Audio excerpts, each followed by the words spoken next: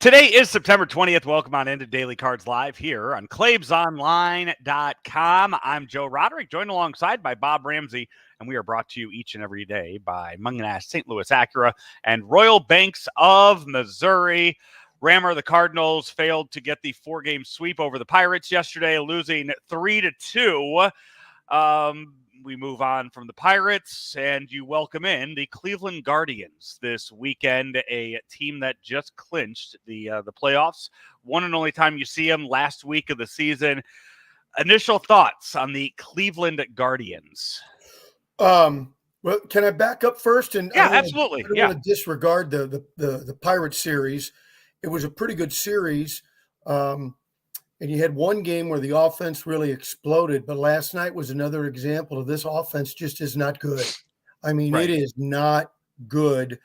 And the Cardinals have allowed themselves philosophically to be kind of caught in the middle. They don't have the power they need because their best two power hitters combined are about 20 home runs short of where they should be. And we can all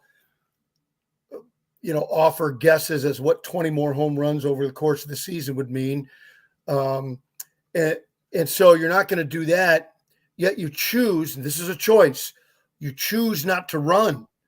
And so I think you got to try and do one or the other, manufacture runs or be a power hitting team. They're neither, and that's why they struggle so much. Now to your question about the Guardians, they're pretty darn good. Yeah. They're really pretty good. And Ramirez is one of the best players in baseball. Yeah, they come in having just clinched 89-65 on the season. They will be playing in October, and it's we wait and see what other teams from that American League Central are going to be playing in October as well. Turned out to be one of the more fascinating divisions in all of baseball.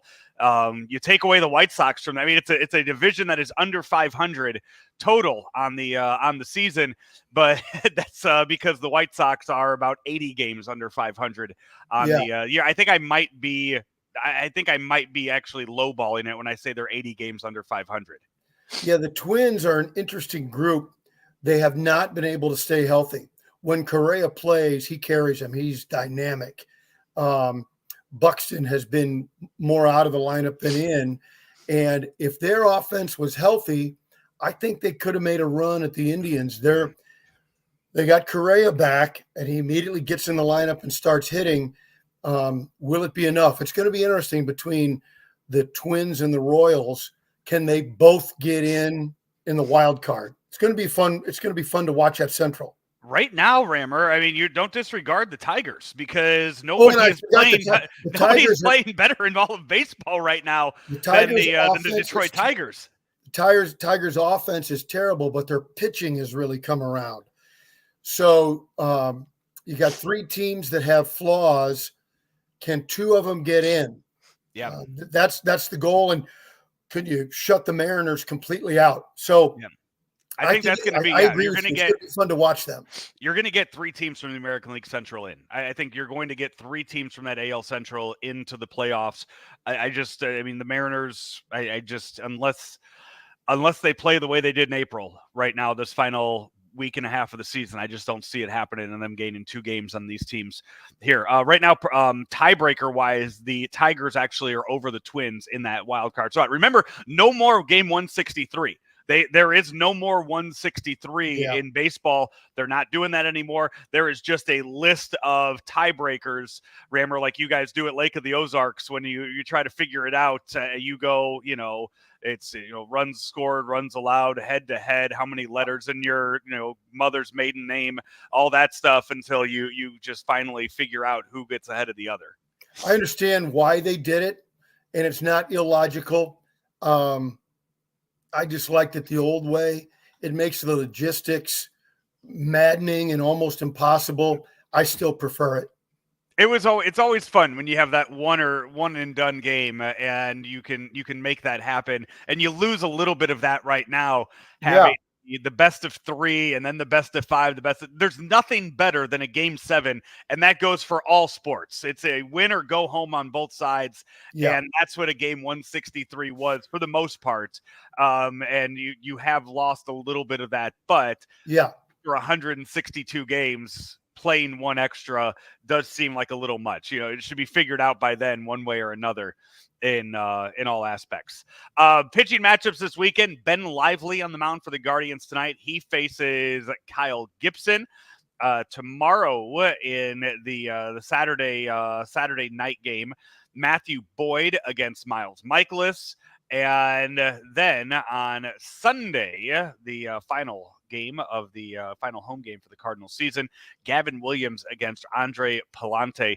You read off those names. You read off the names of the Guardians starting lineup, and they're going to be a 95-win team possibly by the end of this year. And those are not starters that just jump out at you as guys that are household names throughout baseball, but they're getting it done. Lively's not bad. He'll have some stinkers now and then, but Lively's a pretty good young pitcher.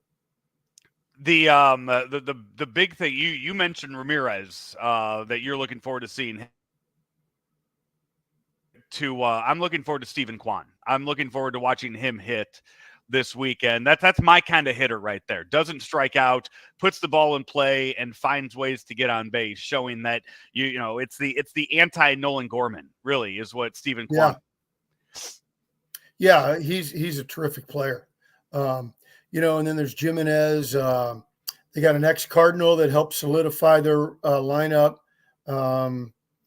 They've done some nice things. Naylor, the older Naylor at first base, is a real slugger. The other Naylor brother catches most of the time, has power. It's a nice ball club. Class A is a great closer. That's a really nice ball club. I was going to say, the one guy that you do not want to see this weekend under any means is Emmanuel Clase. Arguably, I'm right there with Ryan Helsley, best closer in all of baseball, and he's doing it for a team that's winning on the year. But he and Ryan Helsley 1-2 in that, probably both. I would say they're going to be the AL, NL relievers of the year, Fireman Award, Rolaids relief, whatever it's called these days. I think that's probably right. Yeah, they will take home that, and we'll see them both this weekend. And you mentioned that, and we've talked about this this whole team, and we have not mentioned, as far as postseason awards go, you're also going to see in that other dugout the AL Manager of the Year for 2024, Stephen Vogt, in his first year on the bench for the, how for about the Guardians.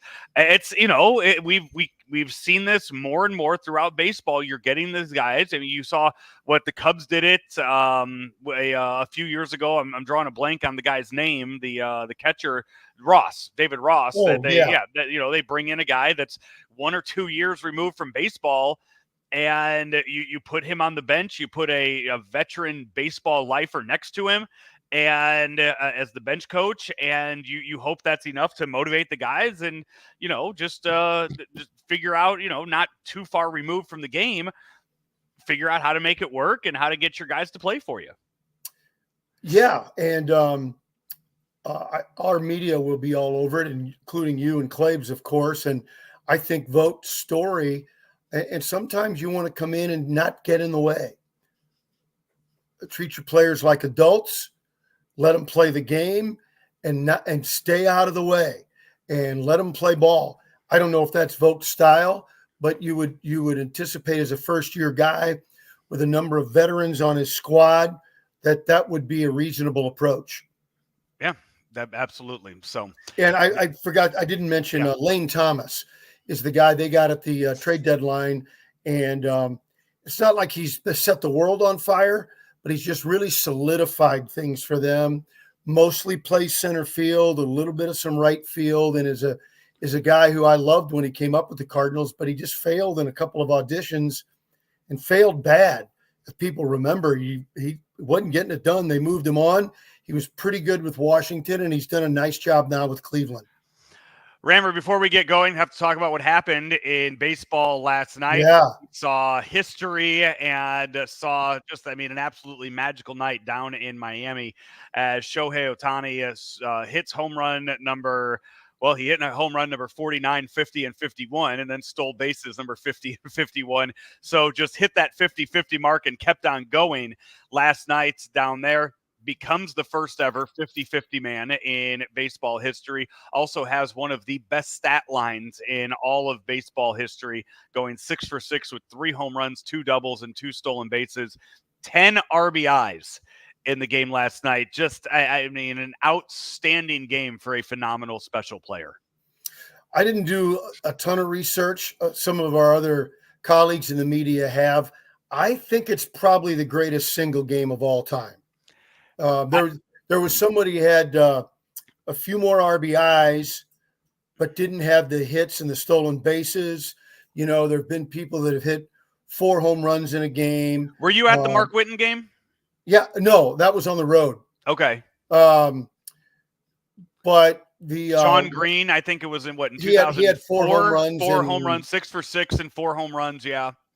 I think when you factor in all the stats, power, 6 hits, stolen bases, I think it's fair to say probably the greatest game ever. I will say it's within the conversation of the handful of games. And I also would agree that you go Sean Green with that 6 for 6, 4 home run game. But Rammer, how about this? Because I was doing the research earlier in this, and one that popped up at me, a game I was unfamiliar with from June of 1971, Phillies and Reds. Philadelphia Phillies pitcher and later St. Louis Cardinal pitcher Rick Wise in a game threw a no-hitter and hit 2 home runs at the plate in the game as well. Yeah, Rick was a really good hitter. And when we say greatest game ever, most of all of us are talking about a position player. But when you throw the no-hitter and a couple of bombs, that's pretty darn good. Yeah, I was unfamiliar with that game, and I saw that kind of pop up in the conversation, and I went and looked at it. So that was one that that was one that got me to hit 2 home runs in the game that you're also on the mound dominating and throwing a no-hitter is pretty special, and something that the only way we would ever see it again would be if Shohei Ohtani is the one that does it. So with the no-hitter part of it, that would be interesting. Yeah, so have to wait until at least 2025 to possibly see that sort of history happen in baseball. Marvelous season, unbelievable game. He's just his impact on the game. It's almost hard to measure how big it is. I will tell you, I mean, that is a guy that loves that Lone Depot Park. That's where he won the World Baseball Classic last year. And watching him hit in that, he actually last year at the World Baseball Classic, he took batting practice, which he rarely does during the regular season.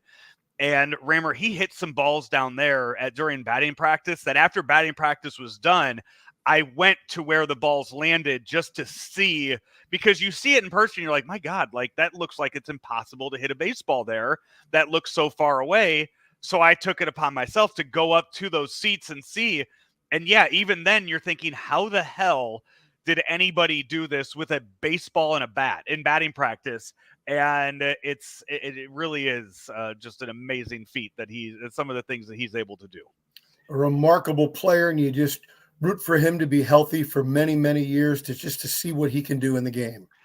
Rammer, tonight the Cardinals and the Guardians start a 3-game series, 3-game weekend series. Also, this weekend, want to make note that you can go and you can visit this weekend the 1999, the greatest show on turf, St. Louis Rams. Many members, over 20 members of the 99 team will be introduced during a motorcade tomorrow at the game.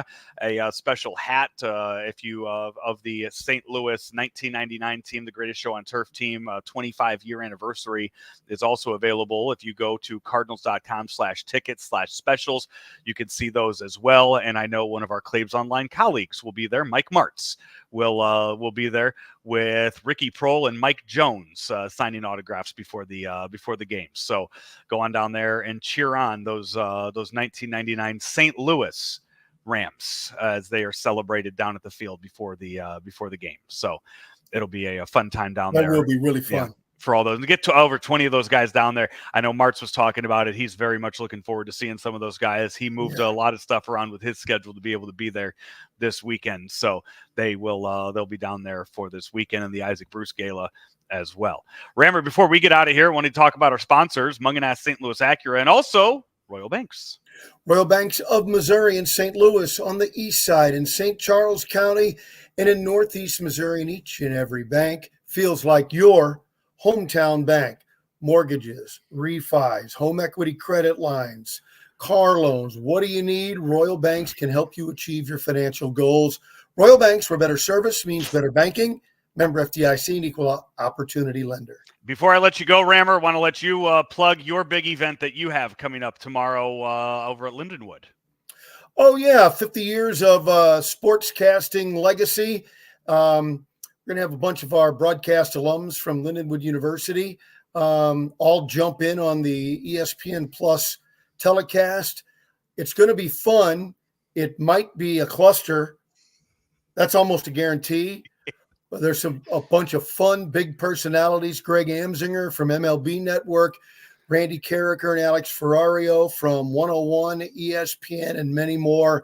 It's going to be nuts. It's going to be a lot of fun. It sounds like it's going to be a lot of fun, and that's available. You said ESPN Plus, so for people, I mean Hulu TV, the ESPN app, you're able to find the game on there and watch that broadcast tomorrow.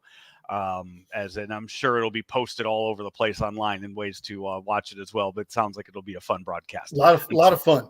Until then, he is Bob Ramsey. I'm Joe Roderick. We will talk to you next time right here on Daily Cards Live. Mungenast St. Louis Acura has the all-electric Acura ZDX. The ZDX can go up to 313 miles on a single charge, and the DC fast charging lets the ZDX gain up to 80 miles in just 10 minutes. When you lease an Acura ZDX, you can save up to $7,500 with a federal EV lease credit. Or you can buy the new ZDX and get 0.9% for up to 72 months. Come on in to Mungenast St. Louis Acura and take a look at the new ZDX for yourself.